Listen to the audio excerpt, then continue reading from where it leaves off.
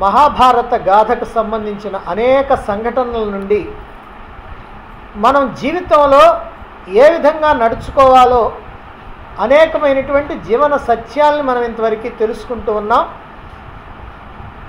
ఈ రోజున ఒక అతి చిన్న విషయమైనటువంటిది మహాభారతంలో అంతగా మనకి అందులో జీవన సత్యం ఏమి కనపడుతుంది అని చూసినా కనపడినటువంటి ఓ చిన్న సంఘటన,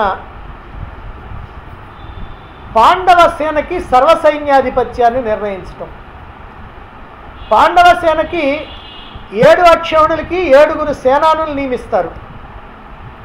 వాళ్ళే ద్రుపదుడు, విరాట మహారాజు, దృష్టజుమ్నుడు, శిఖండి, అలాగే చేది మహారాజు శిశుపాలుడి యొక్క కుమారుడైనటువంటి దృష్టకేతువు, సాత్యకి, చేకితానుడు, ఇలా 7 7 అక్షౌణులకి సేనాధిపతులుగా నియమించడం జరిగింది.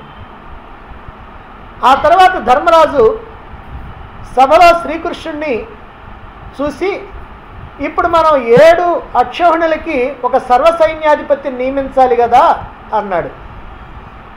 అప్పుడు శ్రీకృష్ణుడు, అవును, సైన్యాధ్యక్షుడు ఎలా ఉండాలి అని అంటే అతన్ని చూస్తే సేనకి ఉత్సాహం కలగాలి, ఆ విధంగా ఉండేటువంటి వాడిని ఎంచుకోవాలి, కనుక అలాంటి వాడిని ఇప్పుడు ఎంచుకోండి అన్నాడు. అప్పుడు ధర్మరాజు ముందుగా సహదేవుడితో ఇలా అంటున్నాడు, ఓ సహదేవా, ఇప్పుడు మన 7 అక్షౌహిణులకి ఉన్నటువంటి సేనాధిపతుల్లో సర్వసేనలకి అధ్యక్షుడిగా ఉండటానికి అర్హత కలిగినటువంటి వాడు ఎవరో నీ ఉద్దేశంలో ఎవరున్నారో చెప్పు అంటాడు. అప్పుడు సహదేవుడు చెబుతాడు, అన్నా, మనకి ఎంతో ఆత్మీయుడైనటువంటి వాడు, బంధువైనటువంటి వాడు, మనకి మామ, పైగా మహాబలవంతుడైనటువంటి వాడు, పరాక్రమశాలైనటువంటి వాడు, ద్రోణాచార్యుడి యొక్క సహాధ్యాయ అయినటువంటి వాడు, ఎంతోమంది సోదరులు, కుమారులు, మహావీరులు, మహాసేనతో కూడుకున్నటువంటి వాడు, పాంచాల మహారాజు ద్రుపదుడు, కనుక ఆ ద్రుపదుడినే సర్వసైన్యాధ్యక్షుడిగా ఉంచితే బాగుంటుంది అన్నాడు సహదేవుడు. ఇప్పుడు నకులుడిని అడిగాడు.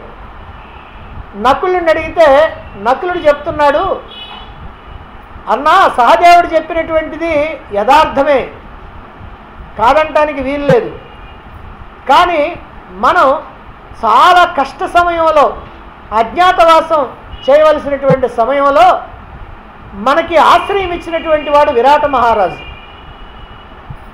కాబట్టి ఆ విరాట మహారాజు మీద ఉన్నటువంటి గౌరవంతో మరి అందరిలోకి కూడా పెద్దవాడైనటువంటి ఆయన్ని మనం సర్వసైన్యాధ్యక్షుడిగా ఉంచితే బాగుంటుందని నా ఆలోచన అన్నాడు. ఇప్పుడు అర్జునుడిని అడుగుతాడు ధర్మరాజు. అర్జునుడు చెప్తున్నాడు, ధర్మనందన, నిజంగా ఇద్దరు కూడా సర్వసమర్థులైనటువంటి వాళ్ళే, అందులో ఏ సందేహం లేదు, కానీ మన సేనకి ఒక యువకుడైనటువంటి వాడు కనుక సైన్యాధ్యక్షుడిగా ఉంటే సైన్యం ఉత్సాహంతో యుద్ధం చేస్తుంది, కాబట్టి అటువంటి యువకుడైనటువంటి వాడు మనలో దృష్టజుమ్నుడు ఉన్నాడు, కాబట్టి దృష్టజుమ్నుని కనుక సర్వసైన్యాధ్యక్షుడిగా నియమిస్తే బాగుంటుంది అన్నాడు. ఆ తర్వాత భీముడిని అడిగాడు. భీముడు అంటున్నాడు, కౌరవ సేనావాహినికి సర్వసైన్యాధ్యక్షుడిగా భీష్ముడు ఉన్నాడు, మరి ఆ భీష్ముడికి ప్రతియోధుడిగా ఆ భీష్ముడిని సంహరించడానికి జన్మించినటువంటి వాడు శిఖండి, కనుక శిఖండిని కనుక సర్వసైన్యాధ్యక్షుడిగా చేస్తే బాగుంటుంది అన్నాడు భీముడు.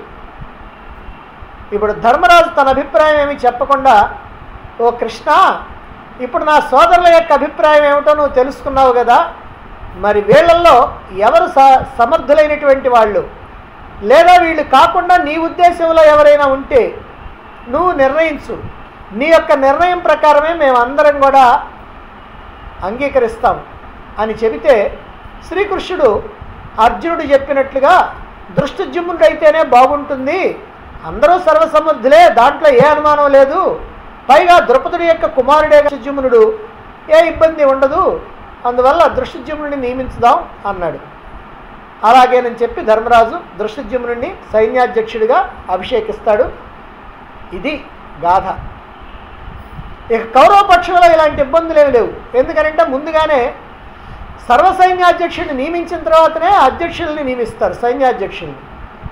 కాబట్టి అక్కడ భీష్ముడు సర్వసైన్యాధ్యక్షుడిగా ముందుగానే ధృతరాష్ట్రుడి యొక్క ఇష్ట ప్రకారం చేయటం జరిగింది.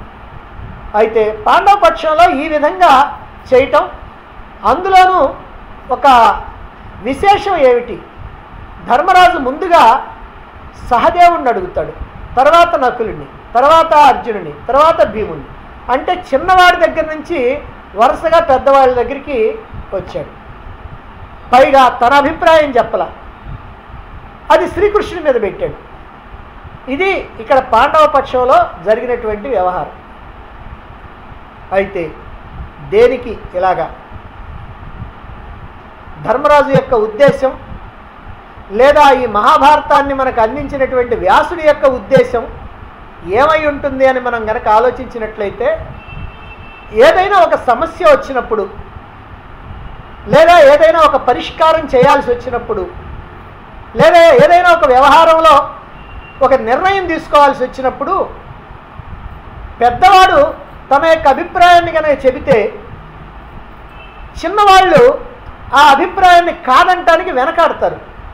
ఎందుకనంటే పెద్దవాళ్ళు చెప్పిన తర్వాత మనం కాదంటే ఏం బాగుంటుంది, కనుక వాళ్ళ అభిప్రాయం ప్రకారం పోదాము అనేటువంటి ఉద్దేశంతో వాళ్ళ మనసులో ఉన్నటువంటి మాటను కూడా పైకి చెప్పకుండా రైట్ రైట్ నువ్వు చెప్పిందే బాగుంది, నువ్వు చెప్పిందే బాగుంది అని అంటారు. ఈనాడు మన రాజకీయాల్లో ఉన్నట్టుగా ఎవరో ఒకళ్ళు ఏదో చెప్తారు, ఎస్ అని అందరు చేతులు ఎత్తేస్తూ ఉంటారు. అప్పుడు ఏమవుతుందనంటే ప్రజాభిప్రాయం తెలియకుండా పోతున్నది. అలా కాకుండా చిన్నవాళ్ళని కనుక ముందు అడిగినట్లయితే వాళ్ళు చెప్పినటువంటి అభిప్రాయాన్ని కాదంటానికి పెద్దవాడికి స్వేచ్ఛ ఉంటుంది. పెద్దవాడు చెప్పినటువంటి అభిప్రాయం కాదంటానికి చిన్నవాడు వెనకాడతాడు. అందువల్ల ముందుగా చిన్నవాడి దగ్గర నుంచి ప్రారంభం చేశాడు. కాబట్టే ఈ అభిప్రాయాలన్నీ వచ్చినాయి. నిజంగా అదే ముందుగా ధర్మరాజు చెప్పటమో లేదా శ్రీకృష్ణుడికి ఒప్పచెప్పి అయ్యా నువ్వు నిర్ణయించు అని అంటే ఆయన అప్పచెప్తే శ్రీకృష్ణుడు చెప్పినటువంటి మాటని సహదేవుడు కాదంటాడా, నకులుడు కాదంటాడా, అర్జునుడు కాదంటాడా, భీముడు కాదంటాడా, ధర్మరాజు కాదంటాడా. కాబట్టి ఇలా ముందుగా చిన్నవాళ్ళ దగ్గర నుంచి ప్రారంభించడం అనేటువంటిది ఇదిగో ఇది మంచిది అనేటువంటి ఉద్దేశంతో ఇలా మనకి భారతంలో ఈ సంఘటన ఉంది.